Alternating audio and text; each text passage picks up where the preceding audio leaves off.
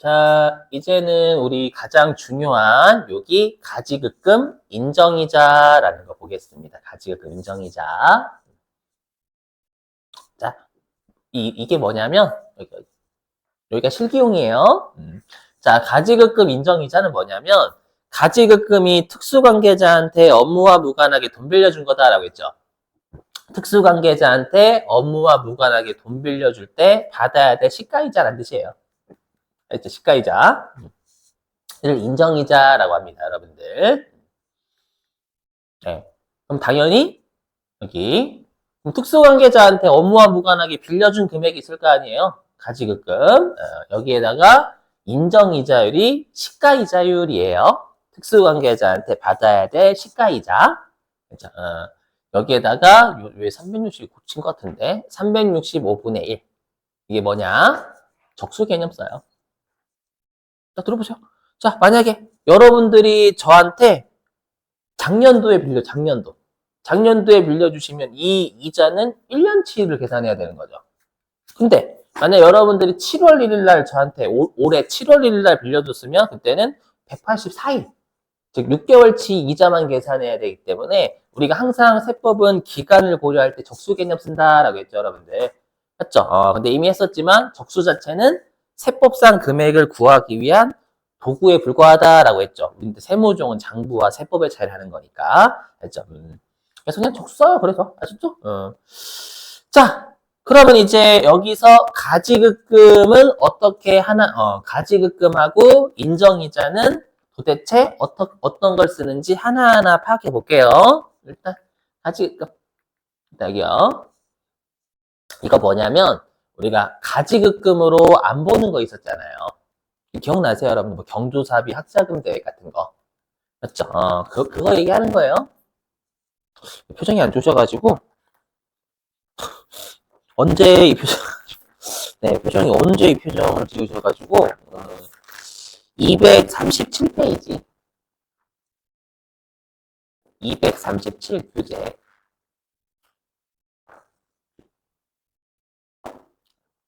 맨 위에 가로 2번 업무무관 가지급금이라고 돼 있고 동그라미 1번 써 동그라미 8번까지는 가지급금을 안 보는 애들이었잖아요, 여러분들. 맞죠? 그거 얘기하는 거예요. 그렇죠? 그래서 9장에서 우리 가지급금으로 보지 않는 건 여기 가지급금 인정이자도 입력하면 안 되는 거예요. 그렇죠? 이렇게 해주시고. 자, 근데 여러분들 지금 하는 12장은 특수관계자와의 거래에서 손해본 걸 제재하는 동네다라고 해서 지금은. 그죠? 그럼 손해보는 동걸 제재하는 거니까 여기는 적정이자를 받는 거 문제 삼지 않는다라는 거예요. 아셨죠? 대비. 우리가 9장에서는 업무무관 자체를 제재해야 되니까 적정이자를 받든 아니면 적정이자를 안 받고 이득 보든 손해보든 다 제재한다라고 했죠. 여기는 특수관계자와의 거래에서 손해본 걸 제재하는 거니까 적정이자나 이자를 더 받으면 제재하지 않아요. 그렇죠? 먼저 잘 찾아가시고. 자, 그 다음에 인정이자율. 이미 했어요. 원칙은 가중평균 차입이자를 쓴다고. 그렇죠? 예외로 당좌대출, 이자율. 됐죠? 이렇게. 자, 그러면 여러분들이 여기에서 그나마 주의하실 게 뭐냐면 요 가중평균 차입 이자율을 구할 때 우리가 제외되는 차입금이 있어요. 얘를 외워주셔야 돼요. 자, 여기 이거 아니에요. 자, 제외돼야 될 거. 우리 시험에는요 주로 얘 나왔어요. 자, 제외다라는 건 얘는 차입금에 입력하면 안 된다라는 뜻이에요. 그렇죠? 뭐냐면 특수차입금. 특수차입금은요, 특수한 차입금 아니고 특수관계자로부터의 차입금이다라는 뜻이에요. 여러분 당연히 우리가 시가잖아요, 시가. 시가면 당연히 특수관계자와의 거래는 시가라고 하지 않기 때문에 내가 특수관계자한테 돈 빌린 게 있으면 그건 넣으면 안 되는 거예요, 당연히. 아셨죠? 그 다음에 우리 이 채권자 불분명하고 비실명은 뭐냐면 우리가 9장에서 배웠던 채권자 불분명 사채이자 비실명 채권증권의 이자 얘기하는 거예요. 그럼 우리가 이 두 개는 누구인지 밝혀야 안 밝혀요? 안 밝히죠? 구장에서 했잖아요, 여러분들. 그렇죠? 누구인지 밝히지 못하는 이자니까 차입금의 존재도 부인해버리는 거예요.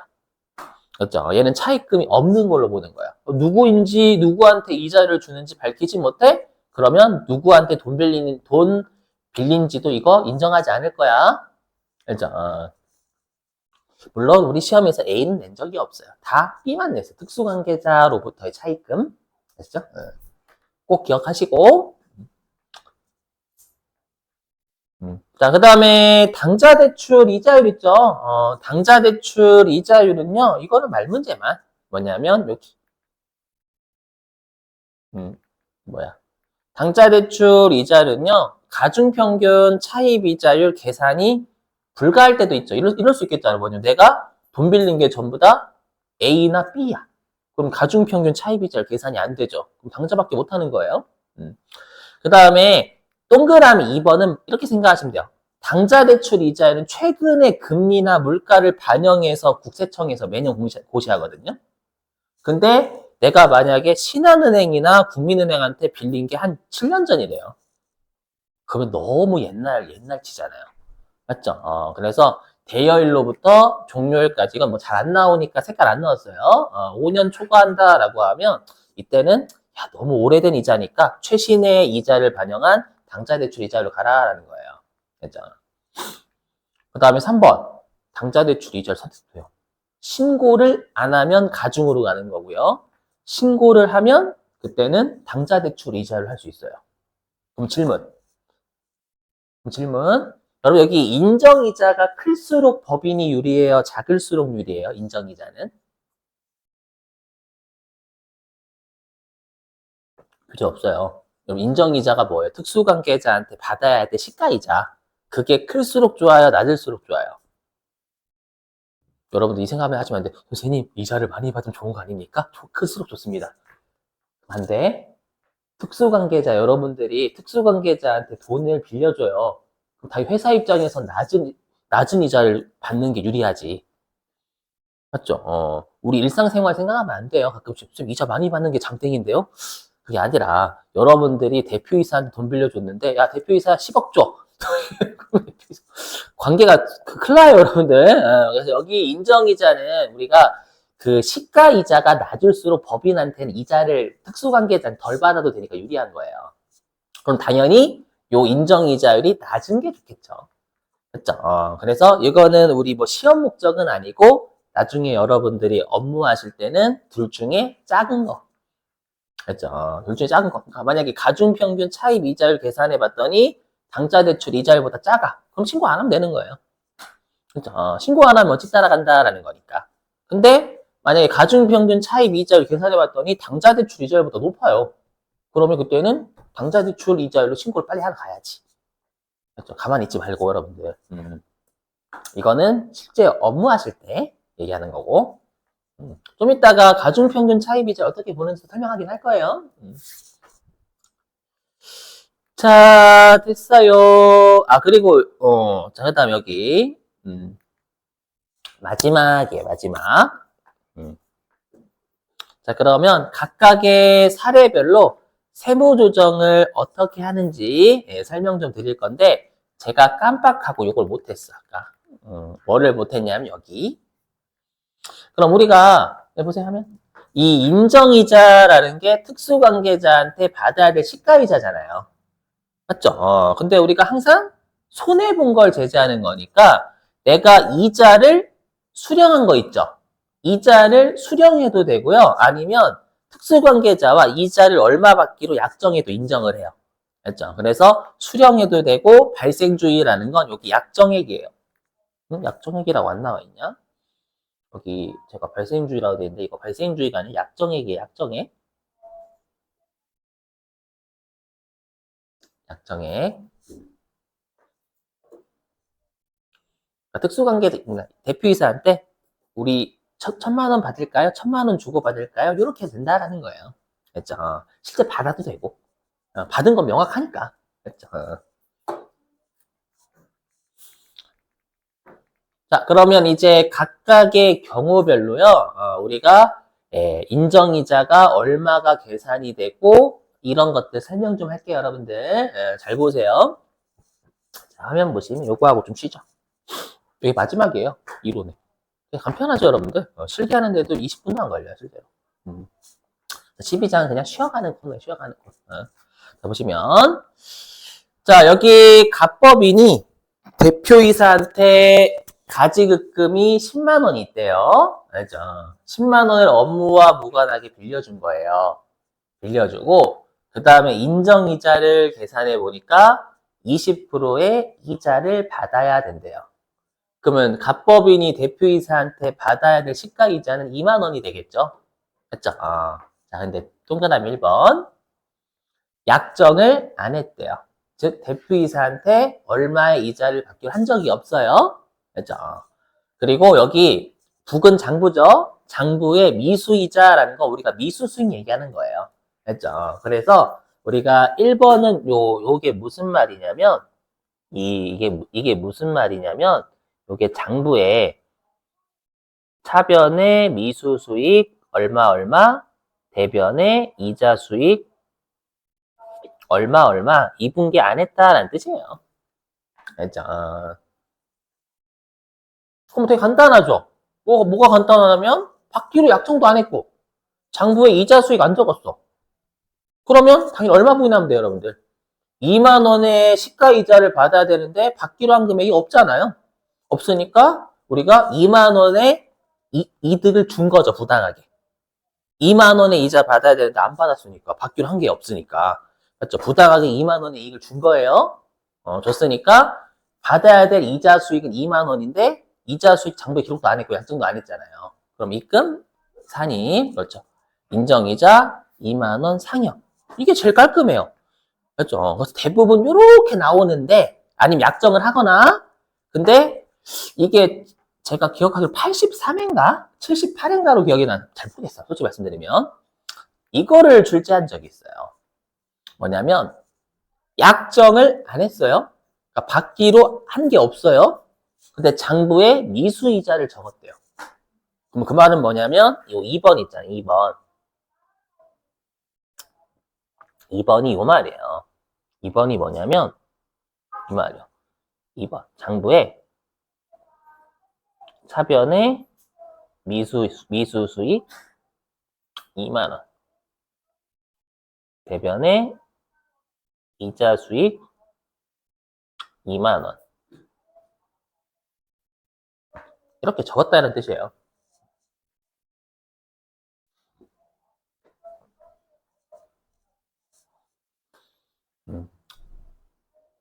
이거는 미친놈인 거예요. 미친놈.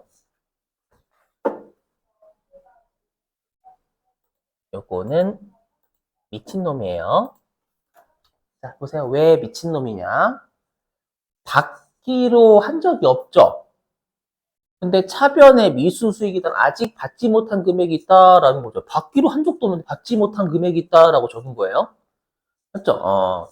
그러면 이거는 회사가 머리를 좀 쓴 거예요. 어떤 머리를 쓴 거냐면 우리가 세무조정은 장부와 세법의 차이를 하잖아요. 맞죠? 그러면 세법상 받아야 될 이자가 2만 원이죠. 근데 장부에는 이자 수익 2만 원 적었잖아요. 그럼 장부와 세법의 차이가 있어요, 없어요? 없으니까 세무조정을 안 할 수도 있겠네라고 머리를 쓴 거예요. 약정은 안 했어. 아시죠? 그러니까 해당 경리과 직원이 법인세를 좀 배워가지고 우리가 원래는 장부와 세법의 차이만큼 세무조정을 하니까 장부의 이자 수익을 계상하면 세법상 인정이자와 장부에 계상한 이자 수익이 같으니까 세무조정이 없을 겁니다. 약정 안 해도 됩니다. 이렇게 머리를 좀 쓴 거예요. 됐죠? 세무서가 바보? 아니죠. 그렇죠. 바보가 아니에요. 뭐냐면 그러면 세법은 요 미수이자 적은 거 있잖아요. 얘를 가공의 자산으로 봐요. 가공이 뭐예요? 만들어낸 자산이에요. 얘네들이 세금을 회피하기 위해서 머리를 좀 썼네 라고 생각을 해가지고 보세요. 이걸 세법은 이렇게 해버려요. 세법은 회사가 이렇게 한 걸 세법은 닥쳐라고 한 닥쳐. 세모조정 없어요. 아예 세모조정 없대. 붕괴가 없어, 세법상은. 되세요? 이렇게 했다? 그러면 우리가 이 세모조정 어떻게 하면 돼요? 장부는 차변의 미수수익, 대변의 이자수익 적었죠. 약정도 안 했는데. 맞죠? 그럼 세법은 이 붕괴를 하면 안 되잖아요. 맞죠? 그래서 일단 세모조정. 이거 TA 세모조정. 일단 입금불산입 돼야죠. 장부는 이자 수익 2만 원 적었지만 세법상 이자 수익을 일단 0으로 해버리니까. 되세요? 이렇게. 자, 그 다음 우리 미수수익은 자산이잖아요. 장부는 자산이 2만인데 세법은 자산이 0이죠. 됐죠? 그럼 자산의 감소니까 마이너스 유보 동의되세요? 여기에 이자 수익 2만 원 마이너스 유보 이렇게 하는 거 일단.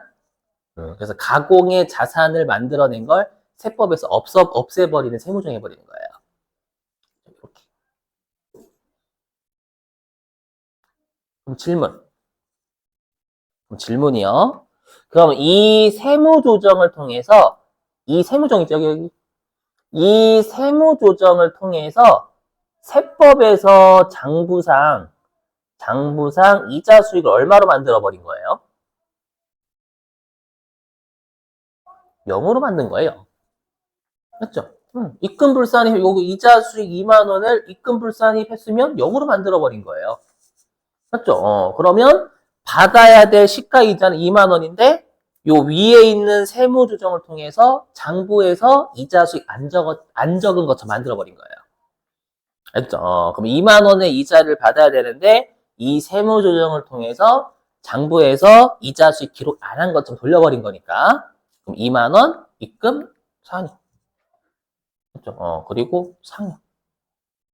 여기까지 되세요? 그럼 여러분이 생각하실 거, 선생님 좋은 거 아닌가요? 여기는 입금불산입, 여기는 입금산입인데. 항상 그렇지만 상여면 어떻게 돼요? 소득세 두드려 맞아요. 대표이사. 그 나중에 어떻게 돼요? 마이너스 유보는 플러스 유보로 추인되니까 나중에 법인세 또 내야 돼요. 제재인가 제재. 알죠? 그러니까 그럼 조심하실 게 뭘까요? 약정을 안 했는데 장부에서 미수이자를 기록했다라고 돼 있잖아요. 그럼 여러분들은 요 입금불산이 마이너스 유보를 해야 돼요. 됐죠? 하고 그 다음에 장부상 이자 수익을 0으로 해야지 2만 원 입력하고 팔라는 거예요. 장부에서 이자 수익을 적었는데 약정을 안 했잖아요, 여러분들. 가공의 자산이니까 이자 수익을 없애버렸기 때문에 장부상 이자 수익 0인 거예요. 알죠? 그래서 나중에 장부상 이자 수익 2만 원 입력하면 지읒된다. 그죠?